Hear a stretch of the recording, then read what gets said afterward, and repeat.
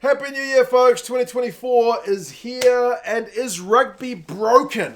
Well, Warren Gatland seems to think it needs fixing, which implies that at least part of it is broken. We'll go through a few of his points that he's been making, and you guys can let us know your thoughts on whether or not rugby is broken. I got to admit, a lot of these articles that I see about rugby and its issues seem to come from people from this part of the world, like Gats is writing in the Telegraph about it. Not specifically about rugby in this part of the world, but there seems to be a lot of articles about why Super Rugby needs fixing, why Aussie Rugby needs fixing. So I'm not sure if it's a mindset or an issue just associated with this part of the world.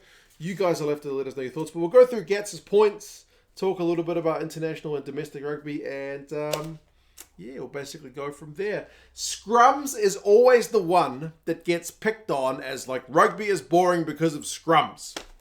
Now, I don't know if you guys are familiar with the channel Wildcard. Some of you will be. He loves scrums. And I think he's right to love scrums. Rugby union and scrums just go together. This is a key part of the game. For mine, you've got, as Wildcard basically said when he went on one of the Aussie rugby shows, and he does, I'll see if I can find the link, otherwise someone will link it for us, where he was on there talking about how having some of the biggest guys on the field just trying to push the hell out of each other is inherently one of the more interesting moments of the game. I can't put my finger on when the scrums are boring mindset came into kind of popular culture. I guess it's when the setting of scrums started to take longer to happen. Like back in the day, scrums used to be set a lot quicker. Guys used to run to set scrums, and they didn't have the kind of crouch, touch, pause, engage thing. It was basically just boom. Now, as players have gotten bigger and they're trying to minimize injuries, they've slowed things down to kind of minimize those injuries. And I will admit, when you've seen a scrum reset 3 times, that gets pretty frustrating. That takes 3, 4, 5 minutes of time to get done. That part sucks. But the scrum in itself, I don't think is boring, because you're essentially tying up half of each team to create a whole heap of space. And you've got some of rugby's greatest attacking brains got a chance to work out some set move that they're going to try out to crack open the opposition defense, and whether the opposition's defensive system is going to be able to shut that down. Personally, that part's fascinating. It's one of the better parts of the game. I do admit they could be set faster, and reset scrums suck, but I don't think scrums in that regard are broken personally. Kicking is also one that Gats talked about, saying that basically teams at the World Cup who kicked a lot won their games, and for him that's a negative thing. Like 80% of the time, teams who kicked more won the game, and for him that's a negative stat. Now, rugby's always had a lot of kicking, and Squidge, if I'm throwing out other YouTube channels, has done at least one video about why kicking is not boring and why it's really important in rugby union, and he's right. But I feel like scrums and kicking sometimes suffer from the fact that the commentators throw negative stuff at them. Like sometimes the commentators genuinely don't know what's going on at scrum time, and that's an area that maybe broadcasters can improve. Having a former prop who can tell you he thinks that guy's boring in at an angle, or he thinks that guy's pushing back to make the other guy fall over, whatever those dark arts are going on, having someone who is an expert in that field can add value for the layman, right? I would love to hear. I love it when there's a few former props who do commentary. When they talk about what they think's happening at scrum time, I think that's great. I think that adds value. I think that kind of makes the contest more interesting. Same thing can happen with kicking. If you've ever been to a rugby game live compared to watching on TV, you can see the whole field. You can see where the guys are standing. You can see where there's space, because there's always going to be space somewhere on the rugby field, whether it's just behind the defensive line for a dink over, whether it's a grubber kick to put it behind the guys who are rushing up, whether it's into the corner if the guys are standing too flat. There's going to be space somewhere. That's another area commentators can add a bit of value to make, if there is a kicking duel, at least a little bit more insightful. Just saying, wow, well, there's a bit of kick tennis going on does not help things. And Gat's point about the fact that teams kicking more win more, like, I don't know, man. Like, his team, because he was saying how Argentina kicked more than them in that quarterfinal when they lost. Like, well, Wales had terrible line-out numbers in that game as well. So teams who win their line-outs often do better. I'm not sure just teams who kick more win makes rugby broken. I don't think that's kind of like a one-to-one relationship. France kick a lot. The All Blacks kick a lot. I don't think these teams are broken or boring. So, yeah, that's just kind of my thoughts on that one. But I do think commentators, in terms of kicking and scrums, could do a better job than just, I don't know what's going on at the scrums, and kick tennis is boring. I wish somebody would run it. I also think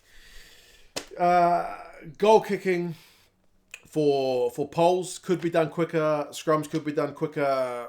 Lineouts could be set quicker. Gats talked about the fact that he wants the game to be played quicker, so guys will be tired at the end of the game and there will be more space. I do think he is right in that the general pace of rugby could be set to a little bit faster. The same way you can speed up a YouTube video to play it at 1.25, like rugby's kind of played at 0.75. Like, there's just a general accepted pace about how quickly you are expected to form a line out or a scrum or take a goal kick. I mean, goal kicks they've got the shot clocks. Those shot clocks could still be set shorter. It's 60 seconds for a conversion and 90 for a penalty, right? They could be shorter. There's no reason it has to be those numbers other than that's just kind of what it is. They could change those to make them shorter. You could argue, man, if a guy's just run 100 meters and scored a try in the corner, you want him to take a goal kick after 45 seconds instead of 60. Maybe that's a bit harsh. Well, it doesn't have to be any one guy on the field to take a goal kick. You can get somebody else to take it if he's knackered. But yeah, certainly all of those things could be done quicker. Gats also talked about replacements, how potentially, he's looking at the Springboks here, isn't he? When he's saying, like, maybe we should have replacements just for injuries because he doesn't like the kind of whole bomb squad thing. Well, you're going to get fake injuries if you make that the law. There's that law at scrum time where if you've had a guy sent off for discipline reasons, yellow card, red card, and your other prop's injured, now you can't field a full scrum and the scrum has to go golden oldies, so like no pushing, that you have to lose an extra player. The reason they put in that law is because teams used to, if they were getting manhandled at scrum time, just fake that both their props were injured, like both their tight heads or both their loose heads were injured. They didn't have any replacements, so we now have to depower the scrum. So one team's attacking weapon at scrum time gets taken away from them. So they changed that law. So, well, if you're going to do that, you have to lose an extra player. So you go down to 13 men instead of 14. Like, coaches are pricks. They will find a way to exploit any loopholes they can get. So if you make replacements for injuries only, you will guarantee to see fake injuries. It's without a doubt. So yeah, personally, I like looking at a team's bench and going, wow, 6-2, this is their plan. Or 5-3, they're going to try and keep the game playing fast. 7-1, the Springboks, goodness gracious me, that's a hell of a gamble. Like, I find that an interesting part of the game to see how the teams are going to play. Props that play 70 minutes to props that play 45 minutes. How's the team going to manage it?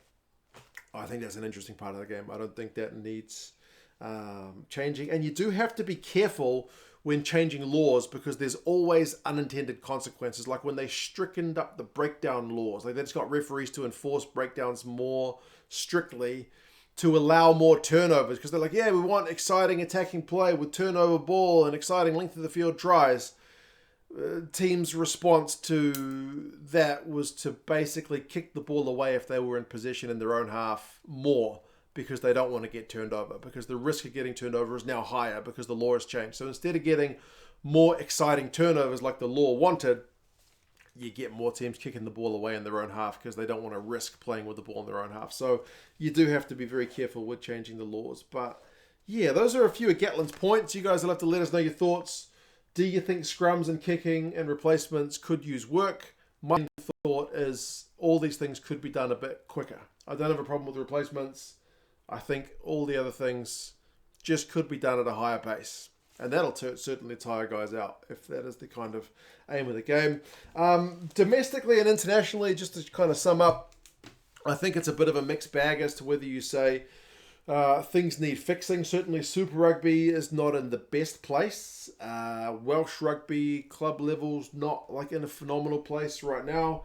I don't think both of those competitions are kind of, so far gone that they are, they can't be saved. The MLR in America's had a few teams go under, but then, like, you look at the Premiership, They had 3 teams go under in the last kind of 12 months or more, but they seem to be having a bit of a resurgence at the moment. So maybe that is the right number of teams for them to have.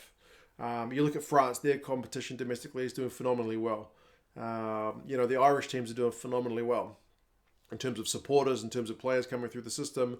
The Scottish and the South Africans seem to have a good balance of keeping players domestically coming through their system, but also guys being able to play for teams abroad and then come back and play for their international teams. So, yeah, I don't think it's fair to kind of say one way or the other. I think it's a bit of a mixed bag. Likewise, internationally, the Tier 1 nations all seem to be looking after themselves pretty well. Japan's in an awkward position where they don't have a competition to play in, which they could probably use like a Six Nations or a Rugby Championship. Same with probably Fiji. You do have some countries like Canada and USA have kind of regressed in the last few years. Seemingly, neither of them made the last World Cup, but then the South American countries, Uruguay and Chile, seem to be doing pretty well. In their stead, Portugal had a bit of a great run at the World Cup, but then also they're a country kind of like Tonga and Samoa who has a lot of imported players, if you want to call them that. Whether that's healthy for the domestic game kind of remains a bit of a long-term question, but yeah, you guys let us know your thoughts. It is a New Year's discussion as to whether the game is broken or not. Like I said, I do feel like a lot of the wants and desires to tinker with the game come from this part of the world and seems to be largely influenced by rugby league. Yeah, I do feel like there's a mindset down this part of the world that we need to kind of compete with league. We need to stay ahead of league. We can't lose fans and players to league. But for places like France and the UK and Ireland, South Africa, that doesn't seem to be as much of a thing. But you guys let us know your thoughts, and Happy New Year. I will talk to you guys again soon. See you later.